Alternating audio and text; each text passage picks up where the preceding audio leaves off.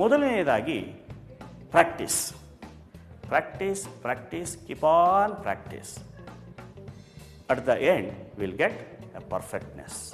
ನಾವು ಪ್ರಾಕ್ಟೀಸ್ನ ಮಾಡ್ತಾ ಹೋದಾಗ, ಸಮಸ್ಯೆಗಳನ್ನು ತಗೊಂಡು ಪ್ರಾಕ್ಟೀಸನ್ನು ಮಾಡ್ತಾ ಮಾಡ್ತಾ ಮಾಡ್ತಾ ಹೋದಾಗ ನಮಗೆ ಗಣಿತ ವಿಷಯ ಬಹಳ ಸುಲಭ ಆಗುತ್ತೆ. ಅಟ್ಲೀಸ್ಟ್ ಒಂದು ದಿವಸದಲ್ಲಿ 1 ಗಂಟೆಗಳ ಕಾಲ ನೀವು ಗಣಿತವನ್ನು ಅಭ್ಯಾಸ ಮಾಡಲೇಬೇಕು. ಒಂದು ವಿಷಯ, ಈ ಪ್ರಾಕ್ಟೀಸ್ ಮಾಡೋದಕ್ಕಿಂತ ಮುಂಚಿತವಾಗಿ ನಾವು ಏನು ಮಾಡಬೇಕಪ್ಪ ಅಂತ ಹೇಳಿದ್ರೆ, ಈಗ ಯೋಗ ನೋಡಿರಬೇಕು ನೀವು.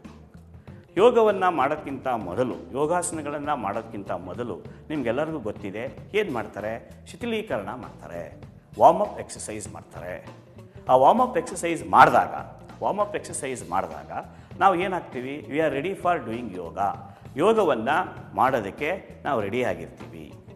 ಅದೇ ರೀತಿ ನಾವು ಗಣಿತವನ್ನು ಪ್ರಾಕ್ಟೀಸ್ ಮಾಡೋದಕ್ಕಿಂತ ಮೊದಲು ನಾವೇನಪ್ಪ ಮಾಡಬೇಕು ಅಂದರೆ, ಒಂದು ಸ್ವಲ್ಪ ಮಟ್ಟಿಗೆ ಬ್ರೈನ್ ಅಥವಾ ಮಿದುಳಿಗೆ ಸ್ವಲ್ಪ ಕೆಲಸವನ್ನು ಕೊಡಬೇಕು.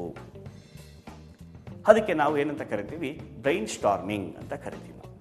ಆ ಬ್ರೈನಿಗೆ ಸ್ವಲ್ಪ ಕೆಲಸವನ್ನು 1 ನಿಮಿಷ ಅಥವಾ 2 ನಿಮಿಷಗಳ ಕಾಲ ಕೆಲಸವನ್ನು ಕೊಟ್ಟು ನಂತರ ಅಭ್ಯಾಸ ಮಾಡೋದು ಬಹಳ ಮುಖ್ಯ.